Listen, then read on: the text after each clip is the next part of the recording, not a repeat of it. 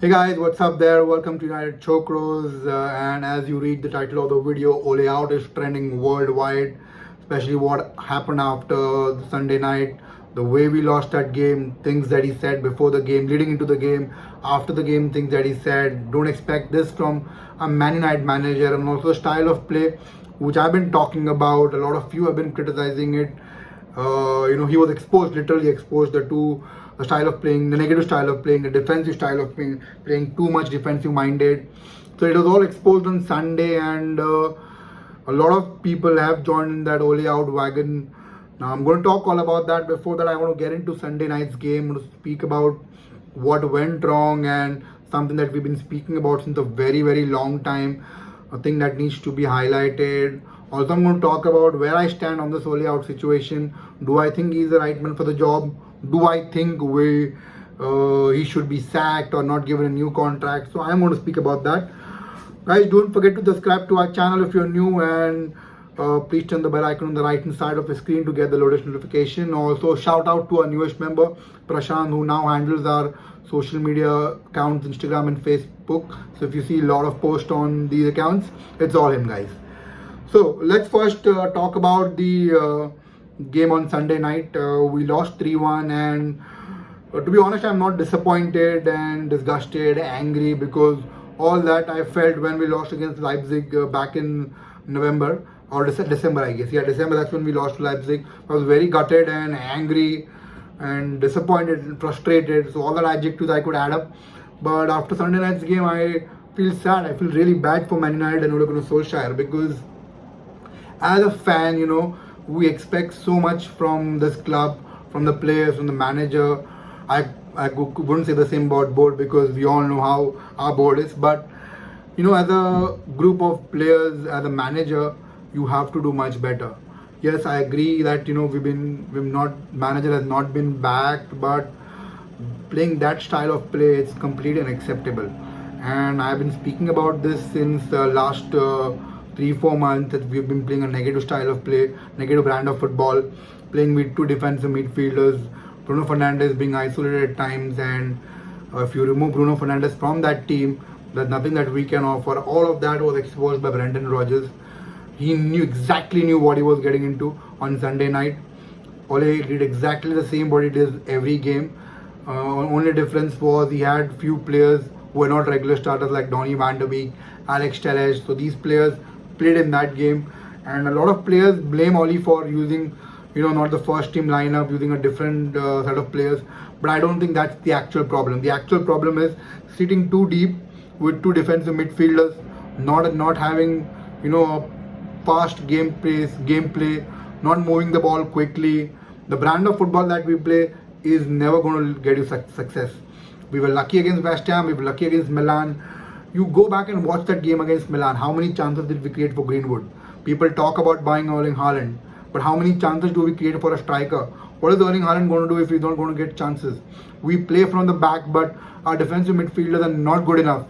They cannot take the ball from the back and pass it to our attackers. Cannot give it frequently to Bruno Fernandes or Rashford, or whoever plays on the right, or to a striker. So it is a big problem, and I know we have players like Pogba and Van der Beek who can play the box-to-box midfielders, but he doesn't use them. He plays Pogba on the wing. He doesn't trust Van der Beek. He doesn't play him. His first choice of midfielders are Fred, McTominay, and Matic. You put all these three players in a Guardiola or a Jurgen Klopp side. None of these three would start in any of those managers.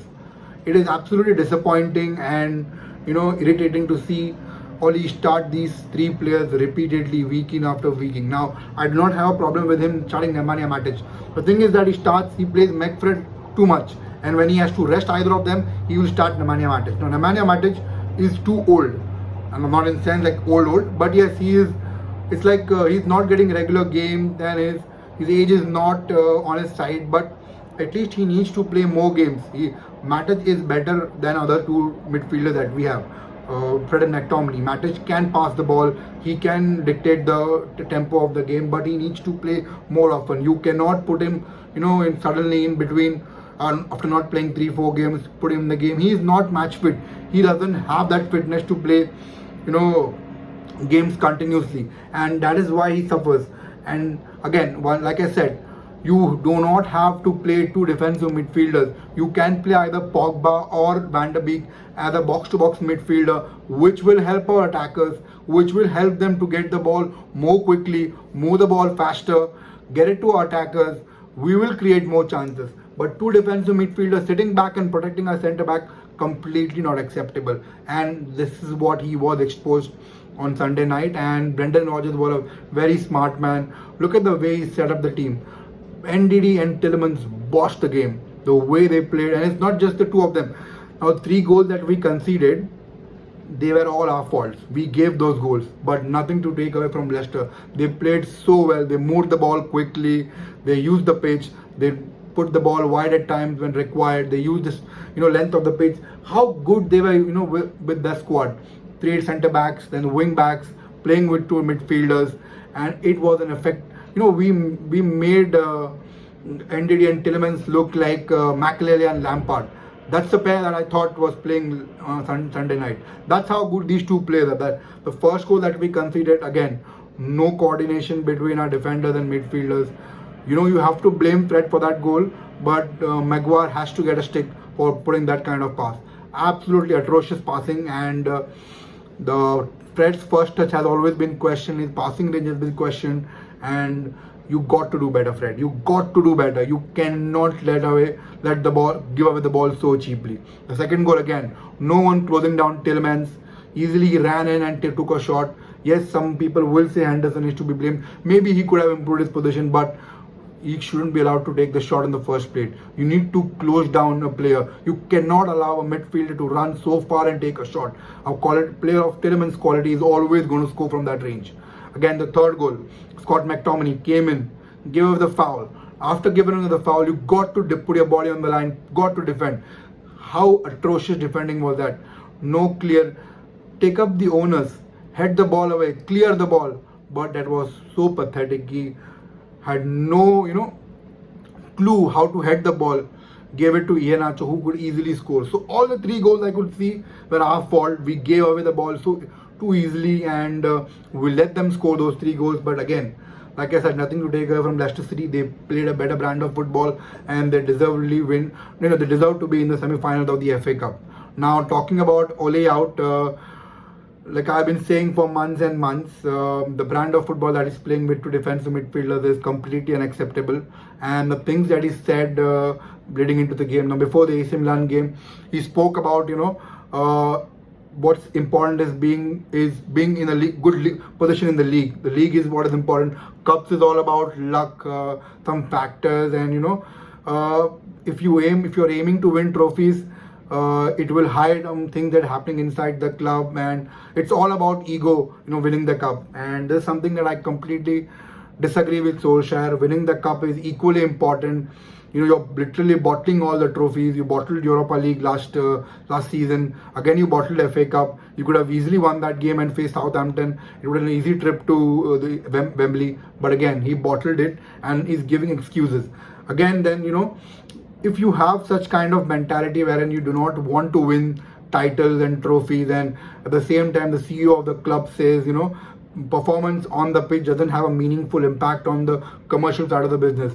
So what kind of signs are you giving to the players? Players will come out and say that, players will think that the manager and CEO are least bothered about winning trophies. What kind of message are you sending to the players? And that's the performance that you will expect from them, what you saw on Sunday night. Because winning trophies is not important. What is important is making progress, the league position. If you think that you can be happy with second position in the league, look what Sir Alex used to say. Finishing second in the league is like considered a failure. That's what was finishing second in the league for him, and we are celebrating finishing second. It's like progress for us. I don't see any progress. We're finishing second in the league because the other teams are playing really, really bad football. Next season, when fans are back in the ground, when Man City already are a good team, when Liverpool again will improve next season, sign some players, we'll have fans back in the ground. They will play a better brand of football again. It's the same thing that's repeating over and over again. What happened to Mourinho? He finished second, and after the year after that, he got sacked. That's how bad it's going to be for Ole. The only difference is that Mourinho rebelled, and they wanted a reason to sack him. With Ole, he's not going to rebel. So they're going to wait for him. They will let the fans rip him apart, destroy him, destroy his legacy, the legend he is. They will wait for him. They'll wait for that. They will, let things happen, get dirty. Maybe then in Christmas or January, that's when, when his name is all, when all the fans start hating him, and it's become very, very bad. That's when they will sack him. And I really feel bad at times for him. But then again, you got to improve the style of play. The brand of football has to be better. You have to, you cannot compromise on defending by having two defensive midfielders. You either play one defensive midfielder and box-to-box midfielder, or go out in the transfer window and sign a decent centre defensive midfielder. But you want to sign a centre back and a striker. I don't know why we need a striker, but we can't create chances for a striker. How many chances Greenwood had in Sunday's game? How lively Greenwood was, but how many chances he got? If Greenwood gets half of the chances what Man City or Liverpool strikers get, he would end up scoring more goals. But this is the stat sheet of the club, and again, we are now into international break. We'll come back and play the same brand of football. We'll be lucky at times. We will finish second, but again, teams, when they come next season, they will figure out Ole, and his fate is going to be the same as Mourinho. In fact, like I said, it's going to be worse than Jose Mourinho. Now, where I stand on this Ole out situation, all I can say is I'll wait till the summer. But again, if he continues to play this brand of football, I don't think a new contract is what he deserves. I think we need someone better who can improve the style of play and get us to a better, because I know it is difficult for us to reach the level of Man City, because with the board that we have, we don't sign good players, but then at least we got to play a better style of football. This is unacceptable. I can only hope that he learns from his mistake, and when we come back from international break, we play a better style of football. I'm looking to see Pogba and Van de Beek involved more and more in the games. Let's hope and see if Rashford comes back after the international break, and we have much fitter players, and we can get as many points from the league, and let's see if we can win the Europa League. That's all I can hope now, guys. Thank you very much for watching this video, guys. We'll see you in the midweek and in the weekend. There's not much games because we don't talk much about international games, but yes, we'll be talking about what's happening inside the club. We'll also be doing a transfer video, so stay tuned. Like I said, don't forget to subscribe to our channel and turn on the bell icon on the right hand side of your screen to get the latest notification. Thank you, guys. See you in the midweek. Take care of yourselves. Bye for now.